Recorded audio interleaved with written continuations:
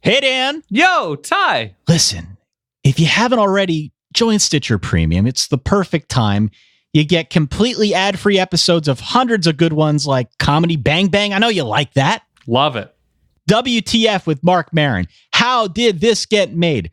You also get 21,000 hours of exclusive content. Damn. New exclusive originals like Marvel's Wolverine and Issa Rae's Fruit are launching every week for Stitcher Premium. If you love podcasts, you are truly missing out if you don't get in on this right now. When you listen to ad-free episodes on Stitcher Premium, your favorite podcasters also get paid. Yes. Which is a big deal. Help support your favorite shows and join Stitcher Premium today. Get a free month of listening by going to StitcherPremium.com and use the promo code VERBAL.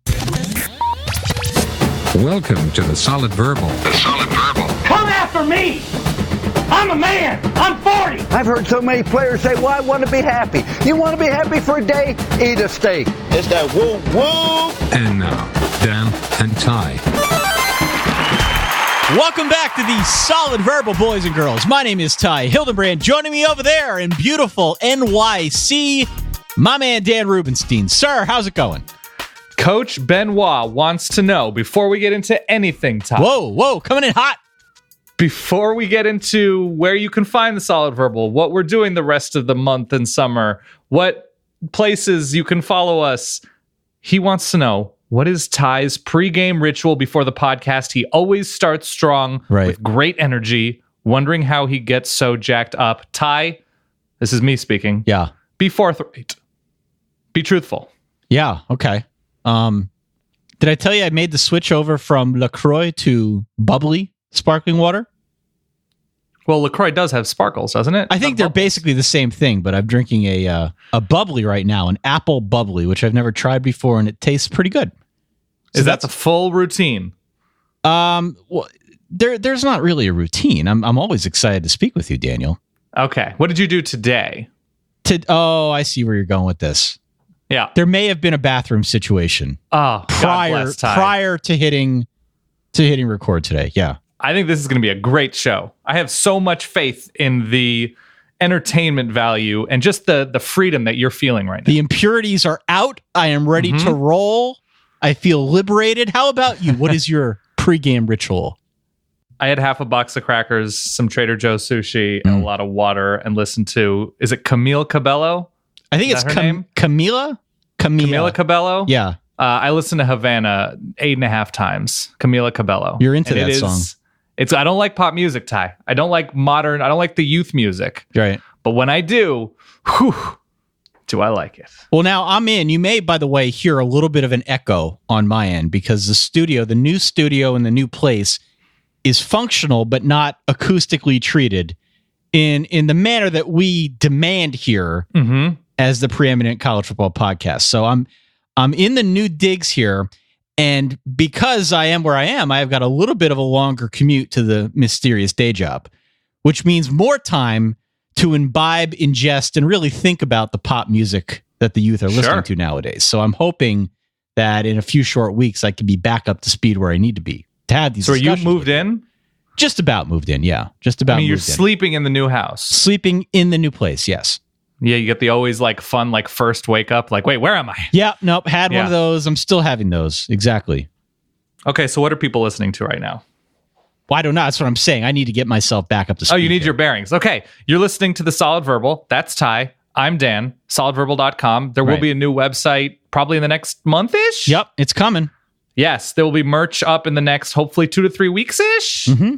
That's the goal. We've got all sorts of fun shows planned. SolidVerbal@gmail.com. Follow us at Solid Verbal. Like us on Facebook, Solid Verbal. We have spillover Q&A. Too many questions last time. We asked for a couple more, so we have more questions there. We have some news to go over. We have housekeeping to address. Yes. You moved into a new house. I was just in Mexico City. It's all happening. George is dead. This is Jerry's. Call me back. George Steinbrenner. Jared, call me back. Yeah. So that's all I have. All right. Well, thank you everyone out there for tuning in. When we last left, our hero, that's you, Dan Rubenstein. Oh. You had a great show that you put together with Mike Golick Jr. Big thanks to him for being a good sport, not only in dealing with our secret verbal madness, but also in coming on and answering what I thought were some really personal questions about gaining and losing weight as an offensive lineman. You really cut to the deep stuff there, man. So that was a good show. Hope everyone appreciated it. As Dan mentioned, we've got pages upon pages from our last Q&A show. We just didn't feel right about not addressing as many of these questions that remained after our last Q&A broadcast. So here we are. It's also late May. It's late May. Yeah, we're getting into, as I said to you earlier this week, the territory where we can actually see a pathway through to the start of the season. Speak for yourself, Ty. I'm just looking for a pathway to a water park at this point. Well, I just want to enjoy my summer. I want to see all of you at the what is it? It's the Wisconsin Dells. Do you know about the Wisconsin Dells? Sure. It's like a water park city. So that's all I care about right now. College football will be there in late August. We will get to our housekeeping stuff here in just a little bit, as well as our presenting sponsors for the evening. But Daniel, let's talk. I'm not going to play the breaking news sound, if only because of two reasons. A, I don't have the soundboard. I don't know what box it's in. And B, I don't think this quite warrants breaking news, let's say. Okay. It's just talking points that we want to use to lead into what will be our new? Q&A.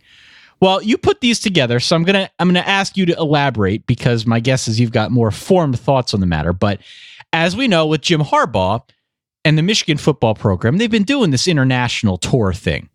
At the start of now the last two seasons, they went to Italy a year ago, just got back from France. They've made their selection as to where they're going to be going in 2019, and that country is? It appears to be South Africa. Africa. This Johannesburg and Cape Town, I guess. It came out that a booster, I forget who the booster was, paid for the trip to Rome. This is pretty cool. This seems pretty sweet to me. But yeah, that's he went on the radio and said that's where Michigan's going to head next year. And I would love to go to South Africa. It can only be a positive thing if you're a college kid and you get to go abroad. So I'm a fan. Have you been to South Africa? Have you gone abroad in college? I've never flown over the Atlantic Ocean. Wow. Yeah. Ty, we got to get you as a stowaway. I'm not. Yeah, that'd be great. I'm not Michigan trip. I'm not against it, by the way. I'm just saying it's never. You just got to go. I know. I don't know. And Solid Wife Kate just got to get on kayak. Got to get on Google Flights. I don't know if South Africa would be my first selection, and that's no disrespect to South Africa. That's probably take a trip if I were a Michigan player. It were given to me for free. Yeah, that's a great opportunity. But I think I would probably want to knock out Europe before I move to other continents. Will you go to Europe this summer? This summer? No. This summer. Dude, I bought a house. Ty. We're staying put for the duration of the summer here. Oh, Ty. Okay, we'll go over the other ocean, because a Wisconsin nose tackle, if he's not a nose tackle, God bless, but I'm pretty sure a Wisconsin nose tackle over the Pacific Ocean is from Hawaii. Did you see the slow motion backflip from a 336-pound man on the beach? Incredible. Absolutely incredible. It is basically, I know I will never be able to do the other physical feat that I find to be impossible. I could probably do a backflip with some training, but the videos of guys jumping out of pools onto the deck, that I can't get enough of. I am nowhere near a backflip. I'm nowhere near 336 pounds. I guess that would be, God, I weighed in at about $172 the other day. How much time would it take you, with something important on the line, to learn? How much time would it take for you to train and complete a standing backflip? Well, the answer to that, at your current weight. Yeah, the answer to that question is contingent on how close I can get to a backflip now. I assume you would just jump up and flop back. Right. Yeah, I don't know if I could make it 90 degrees, let alone 360. If I gave you a month? Oh, God. Could I do it in a month? I could probably get pretty close in a month. Okay. I don't know. How about you? Big words. No, it would take me like 6 or 7 weeks, 8 weeks, a couple months. That's an excellent question. Tweet us at Solid Verbal. How long would it take you? Maybe there's like a physical trainer or a former gymnast that listens to the show that can offer some insight on this one. How long would it take me to go from my current state into a place where I could do a backflip? So I don't know if this will serve him. Obviously, there's a huge degree of athleticism from this nose tackle. If he is able to backflip over a goal line situation to do like a reverse LeVar leap, it's all worth it. Yeah, I mean, that would be worth groundbreaking to go to that extent. And let me add something else here. It's a totally different league when you're talking about just doing a backflip versus doing the thing where you jump out of the pool. I just want to make that. I'm not equating the two. I think jumping out of a pool is an alien ability. I don't know how anyone's able to do that. Right. I think this standing backflip is so much cooler. Last year, the big thing was quarterbacks throwing to guys on jet skis or water skiing, whatever it was. This is so much better, Ty. Yeah. It is impossibly better. I'm with you. So that's all I have with backflip stuff. There is a serious story, if we can get into it real quick. Please. A jury ruled that Todd McNair, former running backs coach for USC, who was singled out in the NCAA sanctions, he was given a year show cause. He has then now in turn sued the NCAA, and it made its way past a number of panels because the NCAA has wanted to throw the case out. But it finally made it to a trial. And of course, his accusation was that he was unfairly singled out and that the NCAA acted recklessly and defamed him and caused him to not work since 2011. And he was suing the NCAA for acting recklessly in their imposition of sanctions as it relates to Reggie Bush and Lloyd Lake, the marketing guy. Right. And he was suing them for $27 million. That's a lot of money, by the way. It's a lot of money, saying it led to depression. It hurt his finances to a crazy degree, all of which seem like within the realm of possibility, given that he hasn't been able to work and had worked his way up to USC. There was an issue. There was a lot that was in the case that was shown that the NCAA was acting in a negligent fashion. I think with the benefit of hindsight, it is very clear that the NCAA acted crazy harsh towards USC, given the evidence that they had or didn't have, and USC should not have received the degree of sanctions that they've received. But I guess his attorneys were not able to prove to hit that burden, that, because defamation is a very difficult thing to reach, that he was indeed worthy of receiving the award that he was seeking. So yeah, I think that the jury said they felt bad and in no way sort of blessed how the NCAA acted, but the burden was too high and he was not rewarded the $27 million. I have a couple streams of thought on this matter, none of which are as serious as they probably should be. The first is that this is still going on. Yeah. It's still going on. Todd McNair's been out of football since like 2010? 2011, yeah. Something like, I mean, it's been a while since this whole thing. First off, it makes me feel old. Mm-hmm. Because this stems back to the whole Reggie Bush thing, which of course was a very big deal for a while. And I tend to agree that USC really got the short end of the stick on that matter. But the fact that it's still going on, I'm sure is going to be news to a lot of people. If you didn't already read this, yes, there were aspects of this whole thing that were still going on. The second is that $27 million is a lot of money. Mm-hmm. By no means am I skilled in the ways of, legal things, legalese, if you want to call it that. Sure, the law. I would just like more information on how you come to that figure.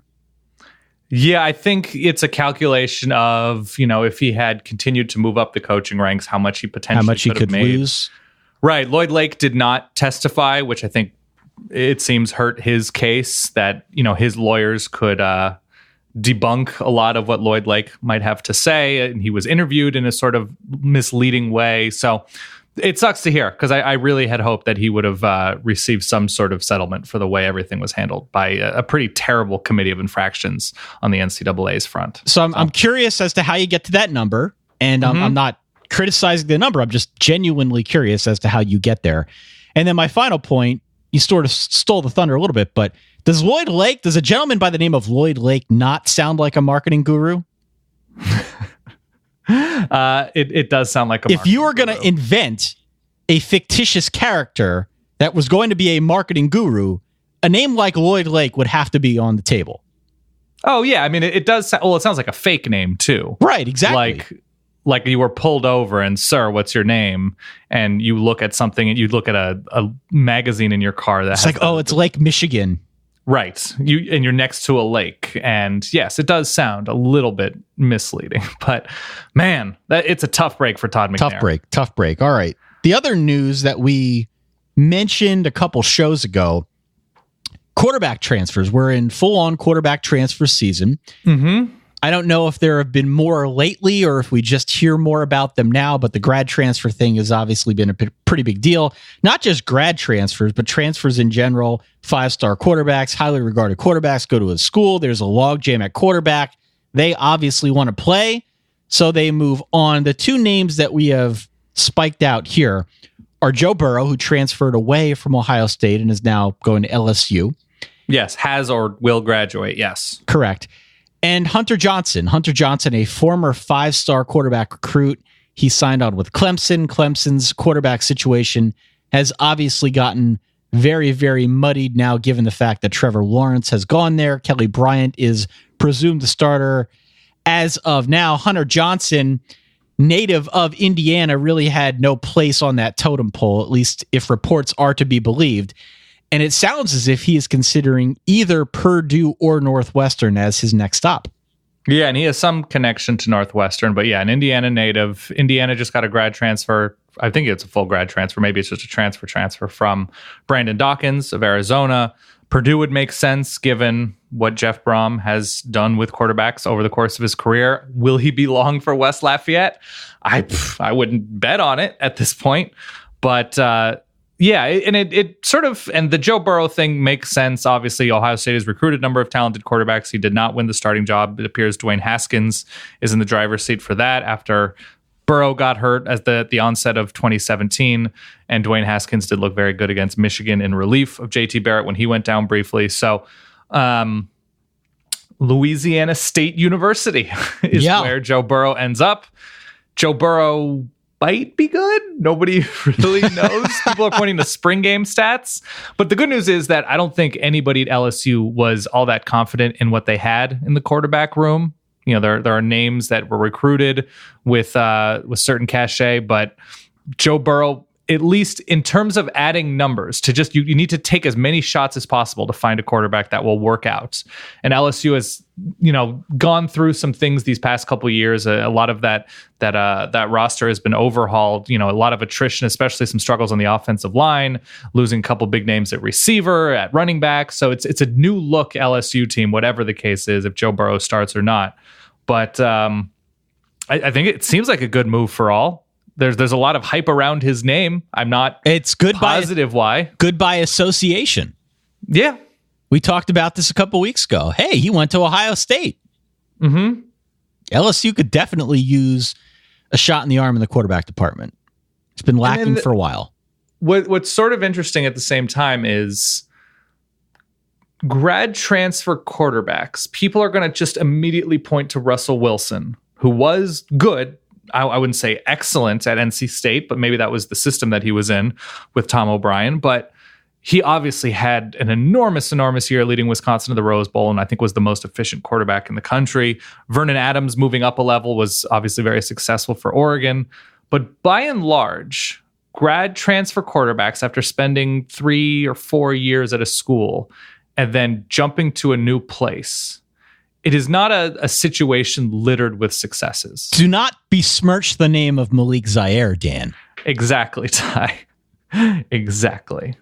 So it's interesting. We'll see. I mean, Max Brown, not exactly world beater at Pitt. So you know what? Listen, hoping for the best for everybody involved. But yeah, it's not an automatic thing. And then now people are saying Jalen Hurts might take another year, hopefully graduate early, and then leave if he doesn't get this job. And there was a story about, did you see the Tua story? Yeah. That came out? If he didn't play in the national championship, and, when he arrived at Alabama, there was some growing pains, and he's from Hawaii. He's going to Tuscaloosa, Alabama. I know his family moved to Alabama, but it's tough, man. A lot of hot takes out there, Dan. A lot of hot takes. The only thing I will say, and I tweeted this out, is that I hope on some level, because I have no problem with quarterbacks committing somewhere and then realizing that the situation isn't great and doing whatever they can to better their own situation, hopefully their future, and going somewhere else. I hope that maybe there's more time and maybe they speak to more people in trying to find the best possible fit instead of just the best possible name. Well, we talked on our How Recruiting Work show about that. Right. That was one of the key I tenets. think Bud talked about that, yeah. Bud talked about it. Lindsay Theory talked about it. Leon McQuay talked about it. There really is this romanticism involved with going to the biggest school out there. Mm-hmm. And for many kids, it may not be the best selection. You got to pick the school that's right for you. You got to pick the system that's right for you. We talked a little bit to Taj Boyd about that very topic. Yeah. He was very, very set on the kind of system he wanted to play in that helped guide his recruitment. Now, It changed.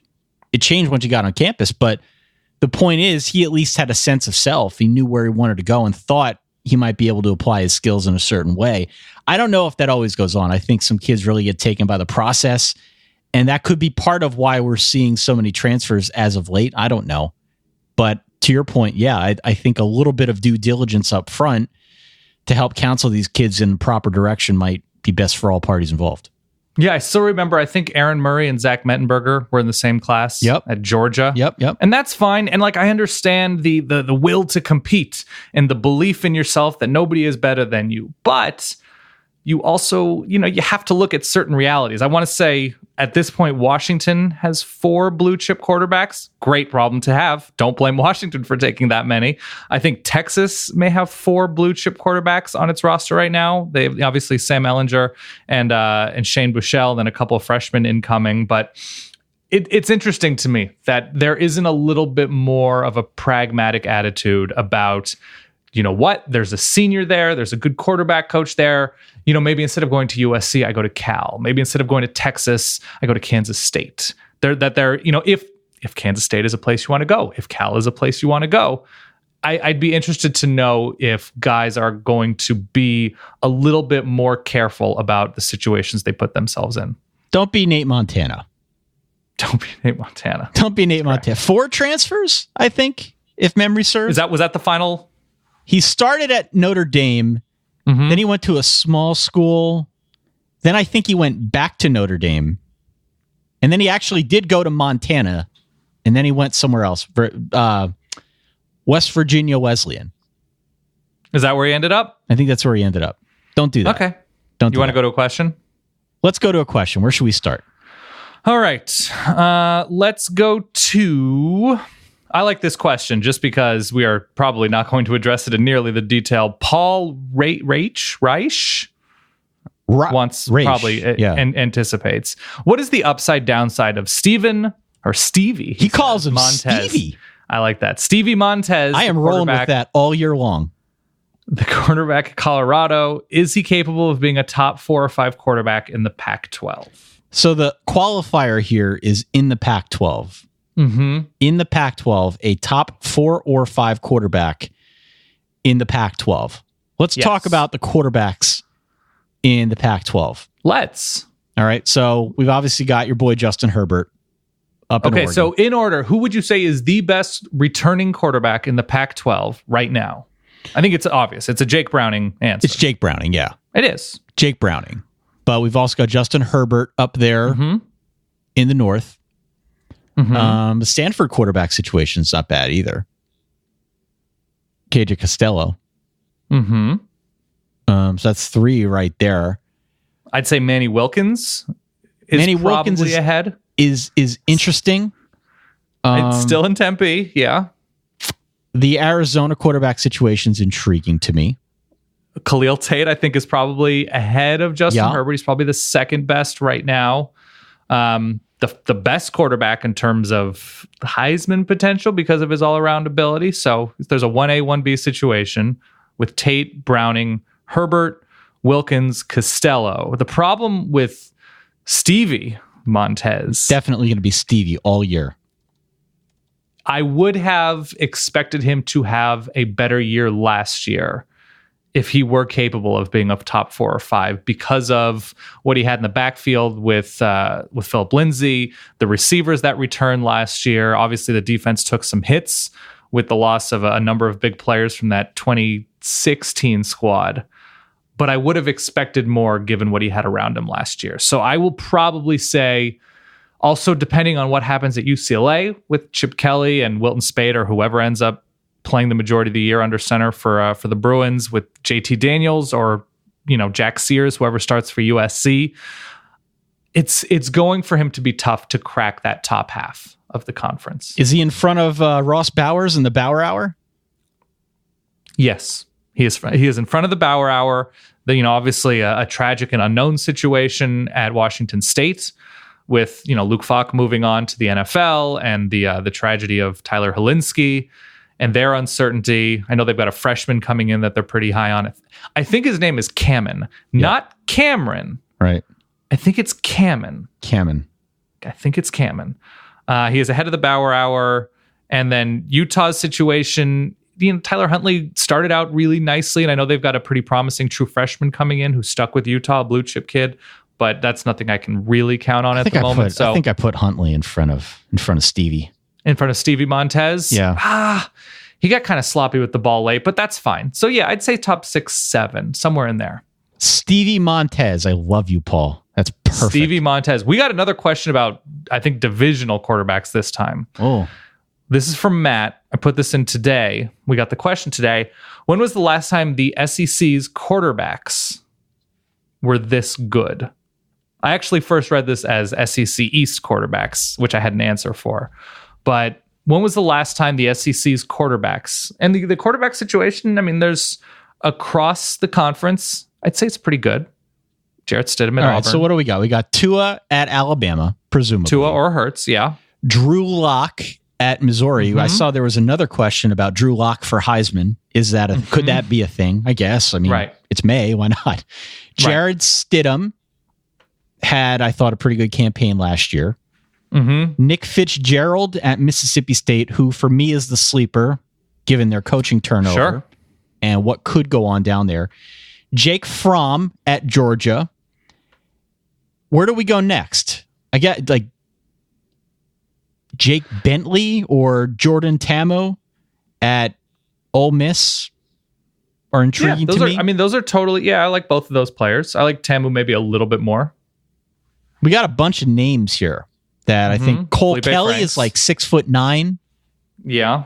I think we've managed to hit all of the good quarterbacks. Yeah. So I'm not a big Kyle Shermer guy. It's a much improved situation is the answer to this question. And it's been a while since I thought we could go at least halfway through the conference feeling as confident as we do at the quarterback spot. I would say it's probably 2013 with a collection of guys who were strong. I would say strong in the SEC. So that's Dr. Bo. Yep. Johnny Manziel. Right. I had to start with Dr. Bo. Johnny Manziel had a ridiculous year the year before. Aaron Murray was a senior in 2013. AJ McCarron was a senior. Zach Mettenberger was really good for LSU. Connor Shaw had a fantastic year. I think he had, I'm looking at the numbers in front, so I don't have to say I think, 18 touchdowns to 1 pick, was efficient doing it. Nick Marshall, not a huge thrower, but maybe underrated thrower for Auburn. Yeah. As they won the SEC. And then the duo of casual dress James Franklin and baby Matty Mock when he was still good. Wow. That's right. Yeah. They combined 20 touchdowns to 4 picks. That was a good year. Did you say baby Matty Mock when he was still good? Yeah, he was a freshman and he was still good because he did not go in an upward trajectory. No, that didn't continue on the way we expected, did it? No, it did not. And then you also had an underwhelming Dak and an underwhelming Josh Dobbs. So even the guys who were underwhelming, and Brandon Allen didn't have a particularly good year that year. So even those 3 guys who were underwhelming were still throwing a ton of passes in the SEC. Hell, so I think 2013 is the time. Arkansas built their whole offense around Brandon Allen, hell yeah, later. So great. Wow. Okay. Good question. I think that's the answer. Yeah. Where are we going next? Let's go to... some guy asked us about ties. We'll get to the non-football questions. Questions. How do you feel about Virginia Tech and Notre Dame? or the Virginia Tech Notre Dame game, given the similar questions surrounding both programs, returning quarterbacks this year, and the game is in October, do you think that it will have a marked impact on the course of each team's season? Okay. Well, without knowing what happens before then, sure, it's a little bit difficult. But it's a particularly interesting question because those two teams at the outset, at the end of last year, we went into the season saying, "Oh, this new quarterback, real intriguing." Josh Jackson had a good game against West Virginia to open the season. Brandon Wimbush looked pretty strong opening up the year. And then for whatever reason, these two quarterbacks, coached by what are known to be pretty good offensive minds, got worse over the course of the season, despite also having what I think were both really good defenses on the other side. Yeah. I feel better about Josh Jackson at quarterback. Do you? If I could trade Wimbush for Jackson, I would take that trade in a heartbeat. Really? I would. He at least looks comfortable throwing the football. Wimbush never did. He never got any better.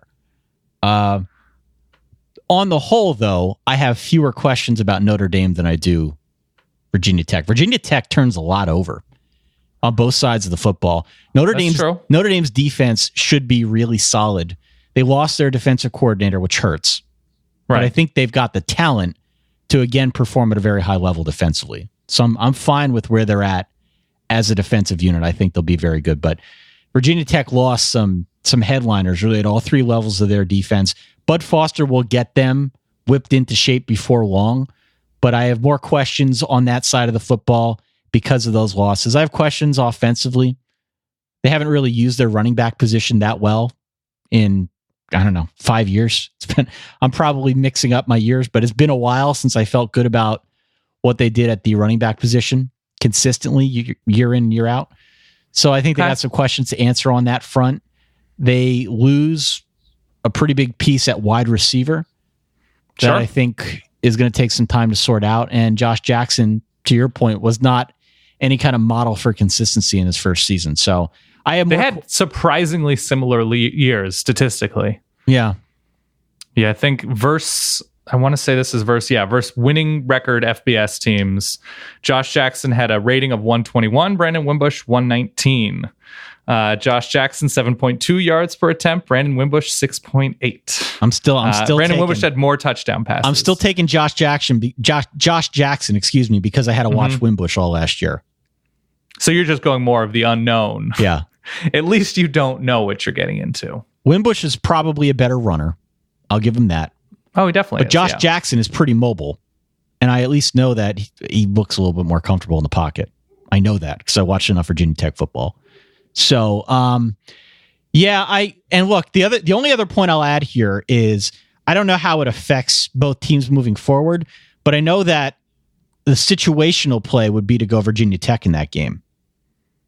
I don't know if they'll be a home dog or not. Where are they playing? Is that in Blacksburg or is it in like DC or something? I'm not sure where the game's at, but it is the week after Notre Dame is home against Stanford. And that game's always a war. Ooh, body blow theory tie. Exactly. A week after Stanford comes to town, then Notre Dame goes on the road to somewhere, whether it's Blacksburg or somewhere else, I don't know. But the smart money would be on Virginia Tech in that game if they're a home dog of some sort. Mike in Houston, years it takes for Chad Morris to get a winning record at Arkansas, or the number of tacos Dan ate while in Mexico City? How long were you in Mexico City? I was in Mexico City Thursday night, Friday, Saturday, most of Sunday. So you at least ate 3 tacos. I didn't check the Instagram feed, but you at least ate 3 in the period of time you were there. I ate many tacos. Yeah. He's saying number of years versus number of tacos. Yeah, I would put tacos ahead of the years. Oh my God. They might have a winning record this year. 4 years, 3 years, he might be gone. They might have a winning record this year. They very well may. I think their schedule is particularly impossible. Maybe it's tough. They're on the cusp this year. Like 7-5, I think is a reasonable goal for 2018. Mm-hmm. I probably had, if you're also going to include times where I was served a dish and then a side of tortillas with the option of making tacos, which I always took, I probably had no less than A dozen? 15? Why did you go to Mexico City, by the way? Did we talk about this? Sure. I went to Mexico City because it's great. Okay. Well, it's inexpensive to fly there and back. I paid under $300. My friend Dave had never been, obviously camera guy Dave. It's inexpensive to stay there. The people are super nice. The weather is great. It's 7,000 feet up, so there aren't bugs, or at least they're not mosquitoes in the way that there are other places when it's warmer in Mexico. The food is tremendous. The exchange rate is great. Like an Uber across town is like $3. But I can't recommend Mexico City enough, Ty. Interesting. And you know drank Spanish more too. than I usually do. You know Spanish. Un poco, sí, por supuesto. Next question. Seriously, go to Mexico City if you haven't. You should. Let's go to L. E-L-L-E. Hi, L. This is particularly relevant because you are in the midst of moving and setting up your new studio. What's the best piece of advice you've received about running a podcast? That we've received. Yes. Ooh. I've always been asked this question sort of the other way around. What's the For best, you to give it. Yeah, what's the best bit of advice that you would give? And the best bit of advice is always to buy the best microphone you can afford. That's the Right. best advice you could And receive. record consistently. Be dependable. The best advice that we've received about running a podcast. You're in a lot of different secret paid for podcast forums, learning Yeah. about bit rates. Right. We I know a think- good number of podcasters. It's kind of hard to pinpoint it because we got rolling on this train very early. We were doing this literally before podcasting was a word. So it's kind of tough to pinpoint one thing. We've grown up with it. I think the one that I always come back to is just be authentic. You know, Yeah. I think for the people that have met us or will meet us in the future, you will find, maybe to great dismay, that Dan and I are very similar in person than we are when we're recording this show. Sure. And I like to think that on some level that has played into the success that we've had with the verbal. You know, being ourselves has really worked out for the better. So if I had to pick something, I guess just be authentic. That usually tends to come through. Yeah. I remember 2011 when we were at Grantland. Dave Jacoby was our producer. And we'd send episodes and sometimes we'd hear back, sometimes we wouldn't, just in terms of getting feedback. And I remember early on, he said he laughed hysterically when we started doing Nick Foles in a losing effort. Right. And he was like, you don't need to read stats. People can check box scores. That's fine. But like, if something is like a thing to you, like go into the brevity of the sports. Right. And so I feel like we've done a good job with that. Just making fun of ridiculous things like Nick Foles in a losing effort, or how to talk to your kids about an undefeated Iowa. You know, everything that, you know, can be a thing, we try to make it a thing that if it makes us laugh. Also, don't buy a Yeti. I don't know if anyone ever Do gave not me buy that. a blue Yeti. No, that's my advice. All right. I don't feel particularly strongly about that, but Ty does. I feel very strongly about that. Yes. We have sponsors here that we need to discuss, Dan. Oh, who do we have? I don't know if in your current situation this would be useful or not. Okay. But as you know, every business needs great people. Always. And everyone is in search of a better way to find them. That's where ZipRecruiter comes in, Dan. Oh. You don't want to be a business out there where you're posting your job online, you're praying that the right people see it. ZipRecruiter has built a platform that finds the right job candidates for you. They identify people with the right experience. It invites them to apply to your job, Dan. Mm-hmm. So theoretically, if you were looking for work, if you posted a resume, you might receive an invitation. Hey, apply for this great job. That's what ZipRecruiter does, Dan. Their invitations have revolutionized how businesses can find their next hire. 80% of employers who post a job on ZipRecruiter will get a quality candidate through their site in just one day. They even spotlight the strongest applications you receive, so you never miss a great match. The right candidates are out there. ZipRecruiter promises to help you find them. Businesses of all shapes and size use ZipRecruiter for their hiring needs. Our listeners can try it for free. Try it for free. Just go to ZipRecruiter.com/solid. That's ZipRecruiter.com/solid. ZipRecruiter.com/solid. It is absolutely the smartest way to hire. Also brought to you tonight by our new friends over at Lightstream. Lightstream, Ooh, Dan. Tell me more. When do you want to start paying less interest on your credit card debt? Immediately. Yeah, how about now? Damn it. Get a credit card consolidation loan from Lightstream. They reward customers who have good credit with a great interest rate, no fees. You hear that? No I'm fees. listening. Get a credit card consolidation loan from 5.49 APR with AutoPay. You can save thousands of dollars in interest. Application is 100% online. You can even get all your funds as soon as today. And get this. Our listeners are going to get an additional interest rate discount on top of Lightstream's already low rates. The only way to get this discount is to go to lightstream.com/solid. SOLID. Okay. Lightstream, LIGHTSTREAM, lightstream.com/solid. Of course, as with all things financial, subject to credit approval, the rate includes a 0.5% autopay discount available only when you select autopay prior to loan funding. Terms and conditions apply. Offers are subject to change without notice. Visit lightstream.com for all the important information about limits on their loans and same-day funding. You know the drill, but it's a pretty good deal. You get a added discount by using our offer code, lightstream.com/solid. Do it. Where are we going next? Gary wants us to deep dive Navy football. Ooh, okay. Ty, I'm going to give you the platform. You said you had a long, extended, detailed monologue. Can I about make Navy an football. admission on the program? You may. How big is the show that we do? You don't have to give numbers, but we're a relatively big podcast, right? Sure. For whatever reason, over the course of the last decade, we've gained a certain amount of credibility talking about college football. People actually listen. They sometimes say we have expert opinions, right? I still cannot say the name of the Navy head football coach.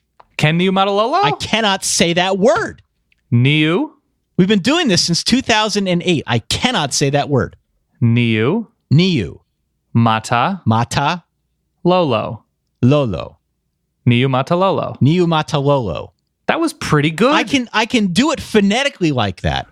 But you can't do it conversationally. No, when we're going through the rigors of the show that we do, I will not get Niumatalolo correct when I have to think about it quickly. I've never been able to say it. On the big stage during the season, if Navy blows out UCF or something in a crazy upset, you will not be able to say credit to Ken Niumatalolo. No. And how prepared he got the middies. We're a show about honesty here. I've always had trouble with that word. I've also had trouble with words such as globe tomatoes, which is neither here nor there. Sure. I have issues with words, but yeah, that's a pretty big one for me.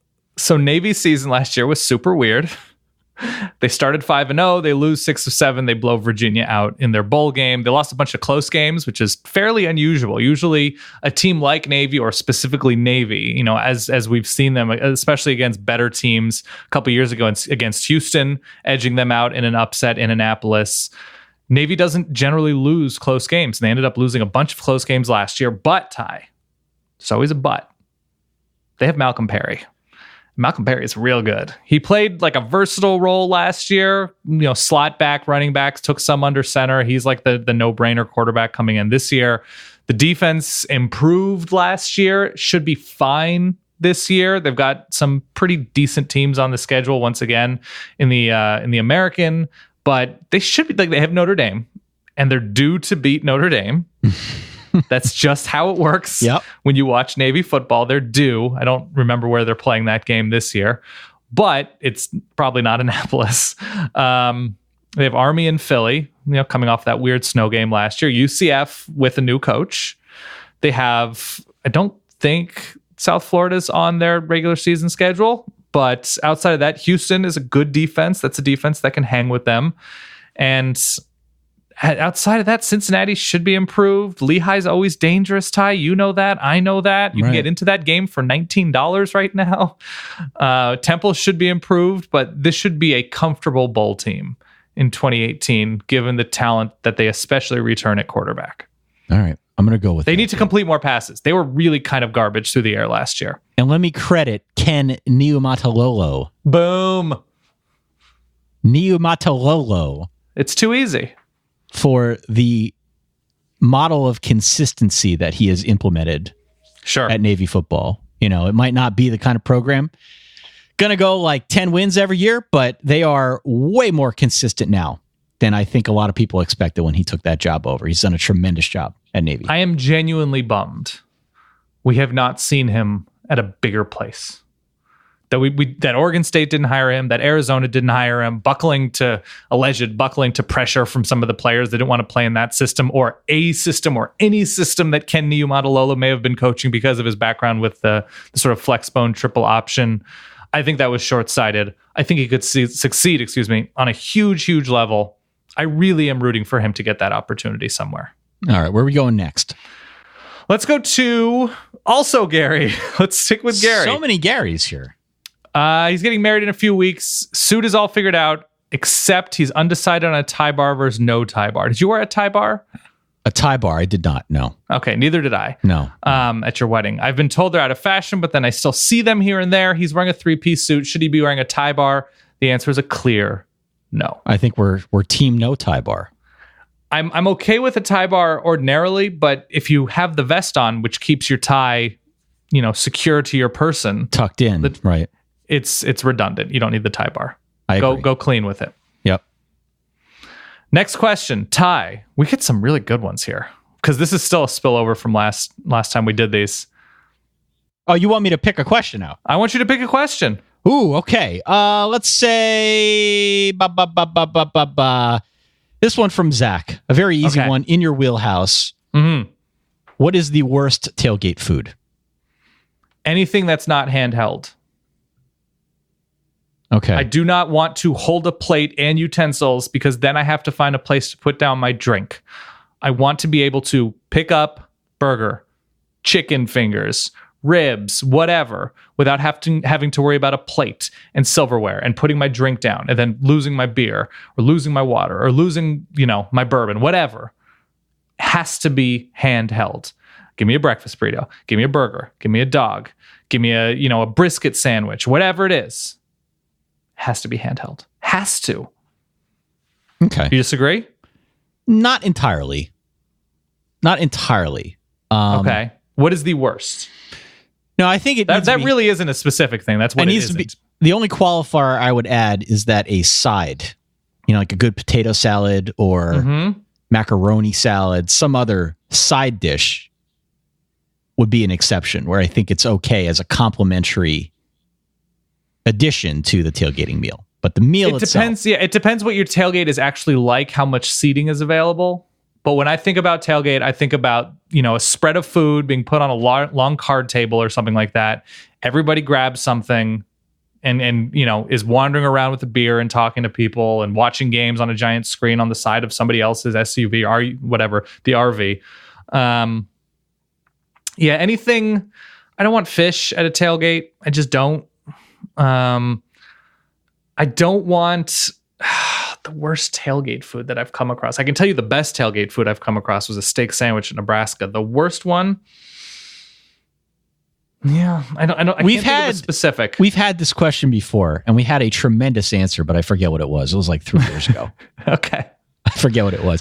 On the same lines here, let's go to our friend Peter. Okay, who asks a remarkable question.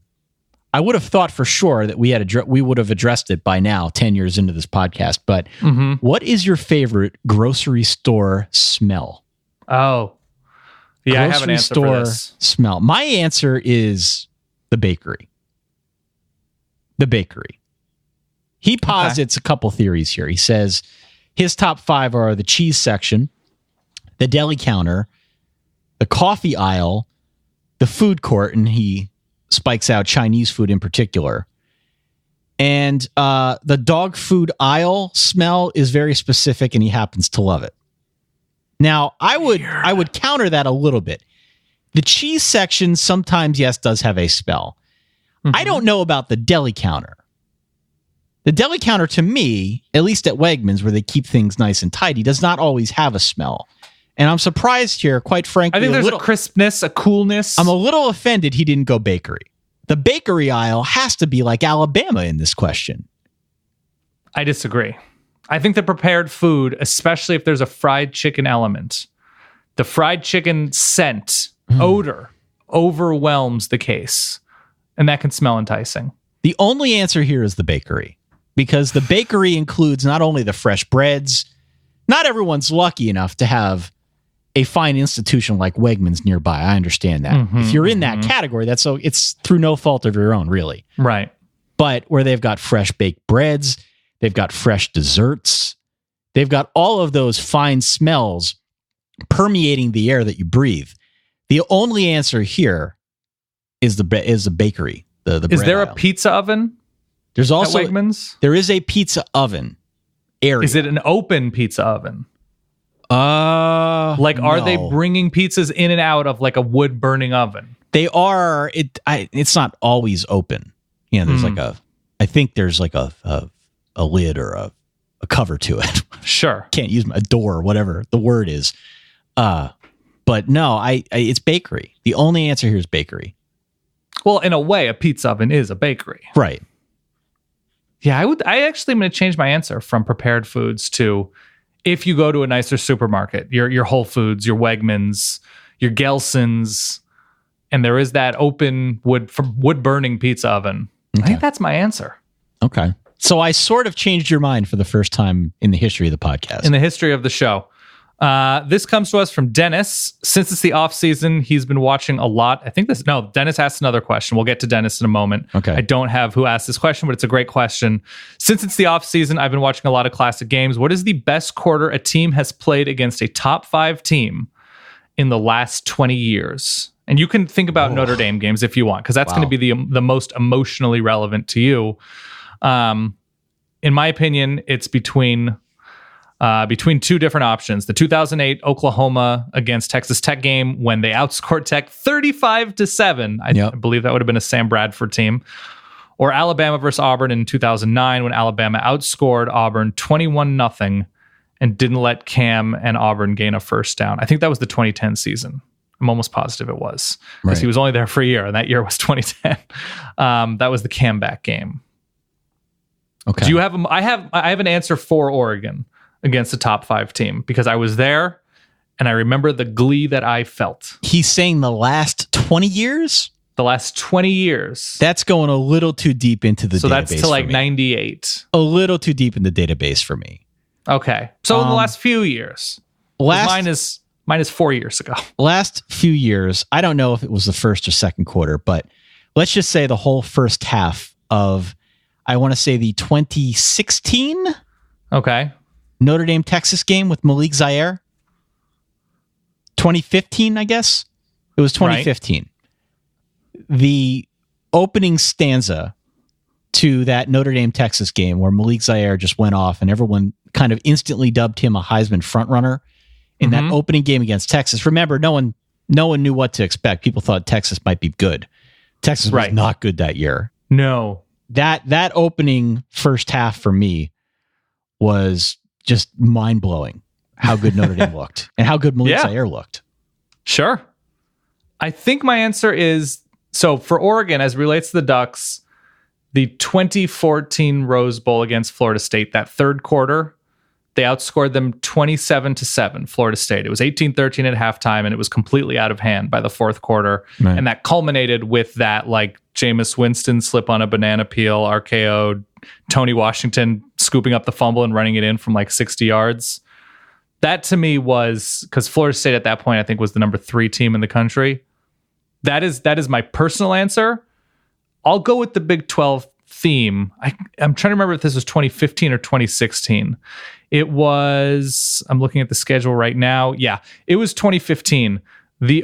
I want to say it was the opening quarter of TCU Texas. This was not against a top 5 Texas team, mind you. It was against a 1-3 or 1-4 Texas team. But in terms of like the blowout ability of a game, I think TCU went up 31-0 or 30-0 in the first quarter. Yeah. It was kind of magical. That was a Trevon Boykin team. That was a fun Horned Frogs team. All right.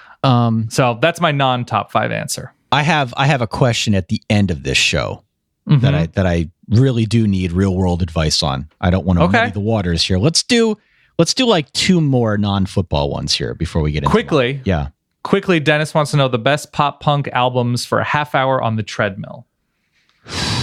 I'm going to say no bummers, so we can't go too deeply emo. Right. Because we need that energy level high. We don't need you thinking about past loves, past wrongdoings.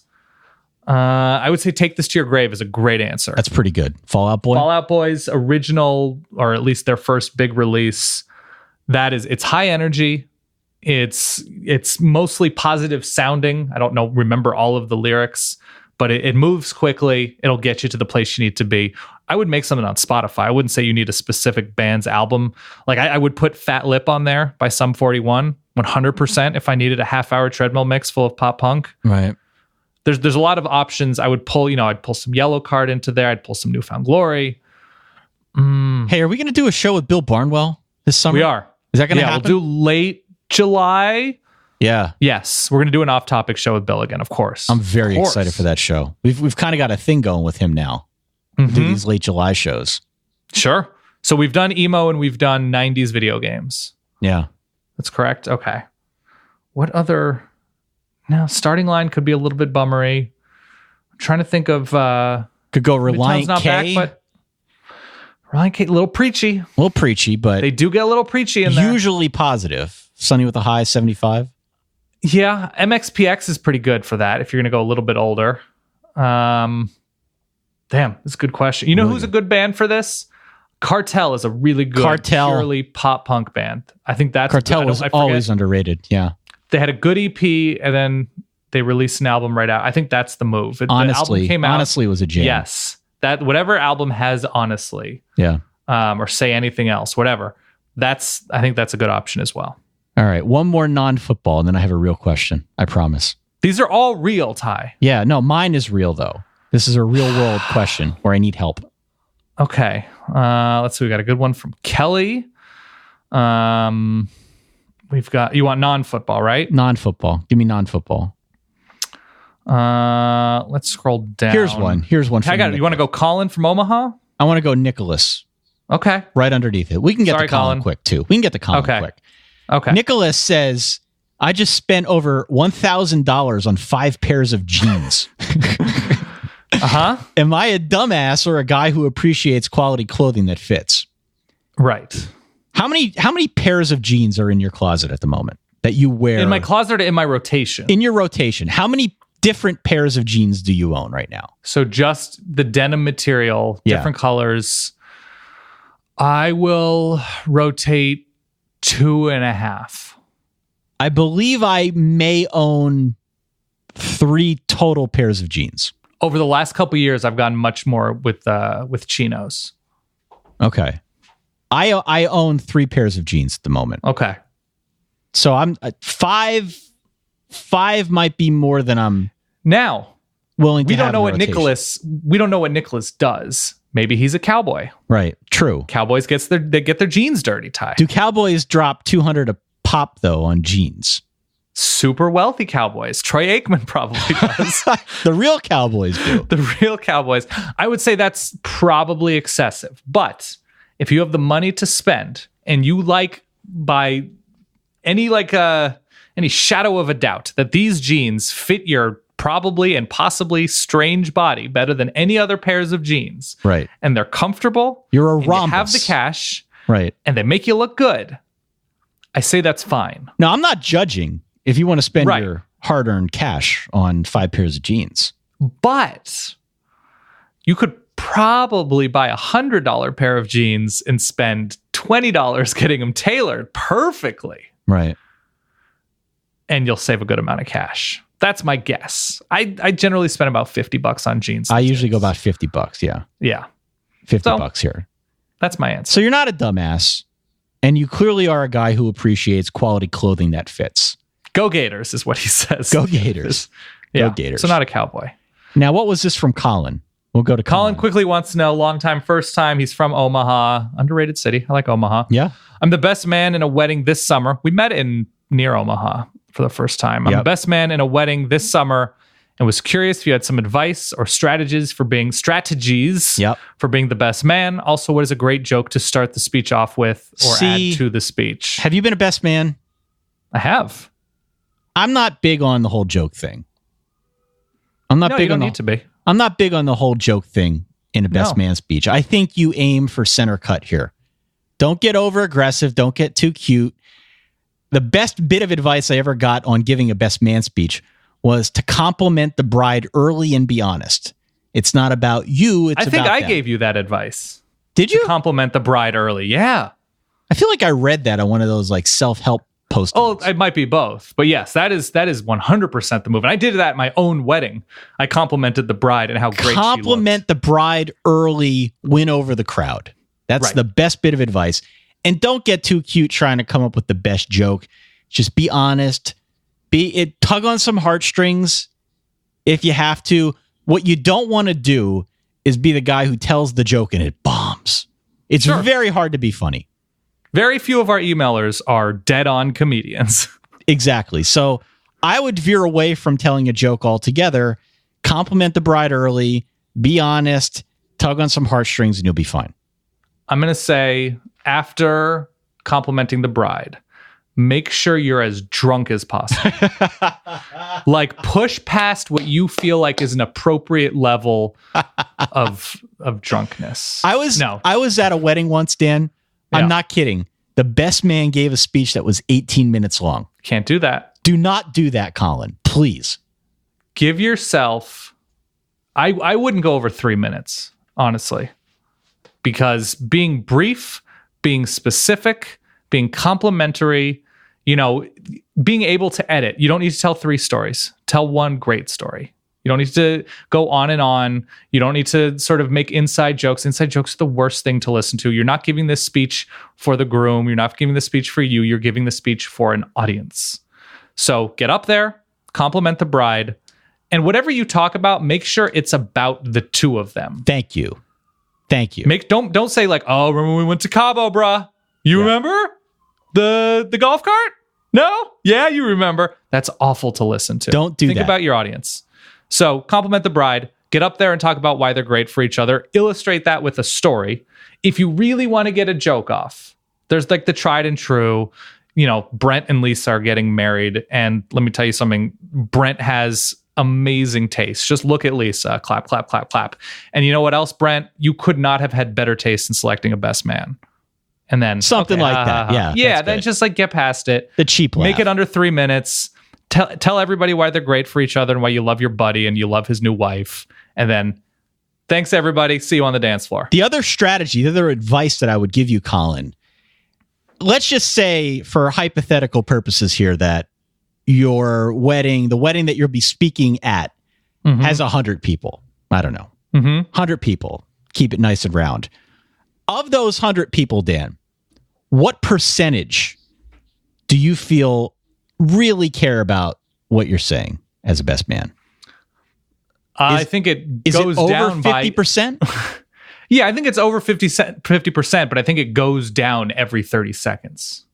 Exactly. So my point is, if you're the type that gets nervous in front of a group, and a lot of people do, and that's totally normal, don't put too much weight on how you think other people are going to feel about the speech. Like, it really does go down in a hurry. Keep it short. Don't worry about, being too heartstringy or anything like that. Like, just get it over with.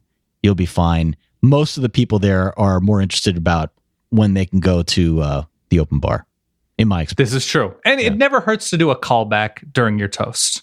If you make some comment about Brent, how he met Lisa because she was, her grocery bag broke and Brent stopped to talk to her or whatever, and that's how they met. And they met in a cute way. When it comes back to the toast and everybody raise a glass and you toast their love, and then to Lisa getting stronger grocery bags. That's always good. That's always good. People love that. Just basically don't be Rachel McAdams in Wedding Crashers. This is true. And you'll be Don't fine. do that. So look, I have a question that I need to have answered. I'm ready. I have to sell 2 couches in the next 8 days. Or else I probably have to pay to have them removed. Okay. Because my old house, that lease, that agreement is coming due at the end of the month. I have 2 couches that I must sell. Why? By the end of the month, because we don't want them in the new house here. They're sort of old. They're showing a little bit of wear. Still Can I in ask relatively good shape, but we would rather sell them than either A, have to pay to have them removed, or B, move them on our own in any capacity because one of them is a sleeper sofa and it is heavy Right. as freaking hell. May I ask you, is one or both of them, couches that predate your relationship? Yes. Is one of them or both of them yours? No. Okay. No, neither is mine. They They're both yeah, they were from Solid Wife Kate. Solid Wife Kate brought these over. They were holdovers from her old apartment.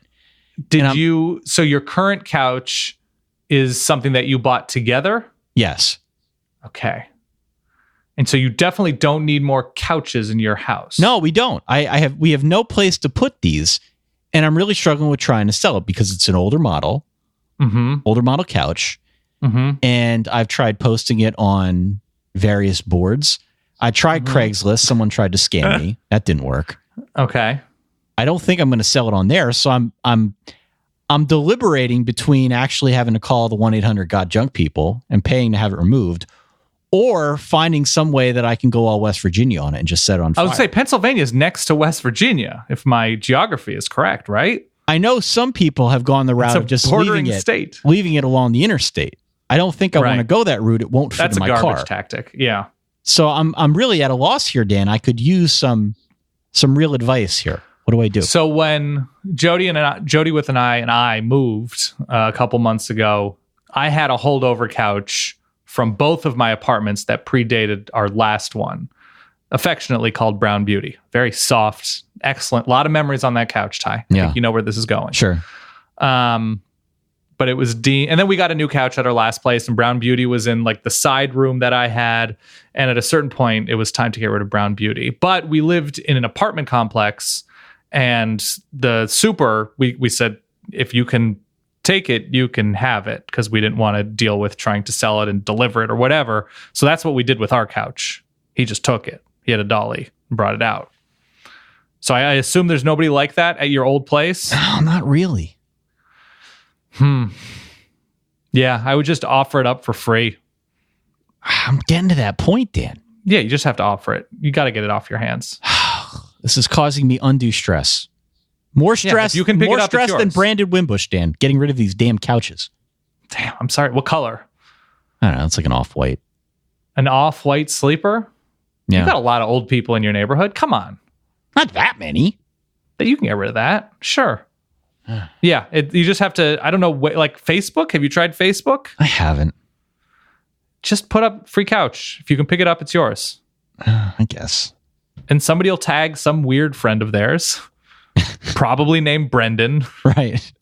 And Brendan will pick it up, and he'll be weird, but you'll deal with it and you'll forget about him. If anybody is in the area and wants a couch, just let me know. Give me a holler.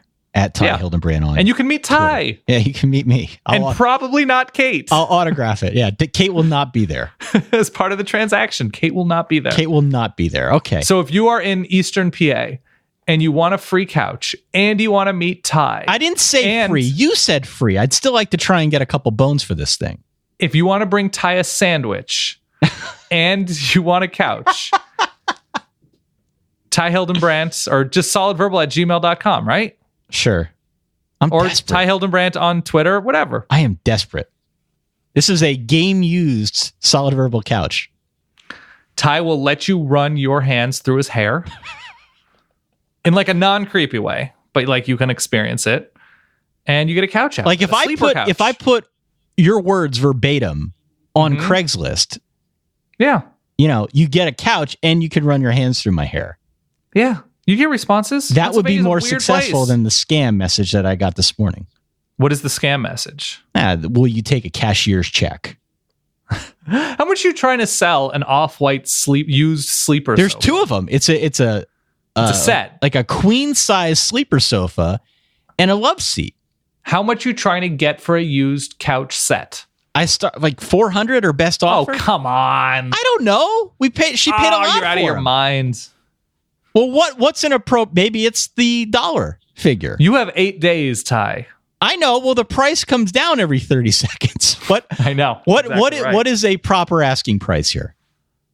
I would just, if you need to get rid of them and you don't care about the money, it's free.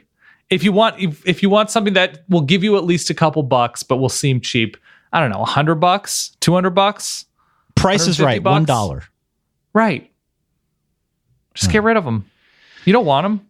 They're of no value This to is you. really stressing me out. I'm not kidding. Move beyond the off-white tie. Move beyond. All right. Well, fun show. Thank you to everyone who wrote in a couple weeks ago as we address our backlog here of questions. solidverbal@gmail.com. We're nose to tail with our questions. Yeah, we got a lot going on. Twitter, Facebook, Instagram. You can also find us on Reddit, iTunes, Spotify, Google, Stitcher, all the usual hotspots. What do we have in the housekeeping variety here? What are our housekeeping notes that we need to address before we move on? So we're going to be locked in on designs for, I think we're settled on shirts, hats, and mugs. We're going to be locked in on designs this Monday, which means we're going to start speaking with the store we're going to use, right? Correct. And we'll have those designs on Monday. The hats will take a little bit longer because of some embroidery, which is fine. Yep. So we're hoping for early to mid-June that our store will be up and ready and we'll be selling some items. I'm really excited. I think you like what's in store. We have that. We have the Chicago show in mid-August. We have a very good idea of what the date will be. We just do not have a confirmed place as of this recording. We had some people asking about a date. Yes. And believe me, I want to give that date. We've said time and time again, it's going to be early to mid-August. You could draw your own conclusions, probably on the weekend, right? More conclusions that you can, I think, probably draw. As soon as we have a date, we will let you know. Correct. We will absolutely let you know. We're working on venues right now. We're going to find a place before long. We're very excited about the show. Yes. So we have that show. We'd like to do 1 or 2 additional shows outside of Chicago, but that means more venue selecting and we just need to get on it. But we have an idea of the cities we'd like to be in, most likely DC and Austin. Yes. Yeah, I think so. Maybe New York again. I don't know. New York is very easy for us. Has anyone out there ever planned a live tour for either a low-level rock band or maybe another podcast? Look us up, solidverbal@gmail.com. That would be very helpful in our We are admitting to being... I like the venues we've used in the past. I haven't loved all of them. So we are struggling with literally one. Yeah, exactly. It should be easier. So we'll get that all situated. Chicago's a done deal in terms of we are definitely doing it when we want to do it. And that's where we want to do it. And we will be doing it there. Outside of that, nothing is locked in, but we're learning. We're learning this process. That's right. Trust the process, Dan. Yes, trust. It'd be very easy to just book like 100-seater. But we're going to places where we know we have a healthy number of listeners. So we want to make sure everybody can get in and have fun. All right. Well, on that note, thank you to everyone who continues to interact with the show. We will be back in a week. I guess it'll still be May when we record our next show. But as we get into June, as we get into July, and certainly as we get into August, Dan and I, we promise, have a lot more planned than just Q&A shows. Not that anything's wrong with Q&A shows. People love the Q&A shows. Believe me, the survey we learned results, about tie bars, couches. The survey results bear out that people love the Q&A shows. That's cool. Yes. We're cool with them, but we've got big grand plans for the weeks and months ahead. Keep it locked in on the Facebook, on the Twitter, on the Instagram accounts. We've got a lot of fun stuff that is certainly on the way. Daniel, you enjoy the rest of your weekend and weekend, okay? Hey, thanks. You too. For that guy over there, my good friend Dan Rubenstein, for myself, Ty Hildenbrandt, we will catch you all in a week. In the meantime, stay solid. Peace.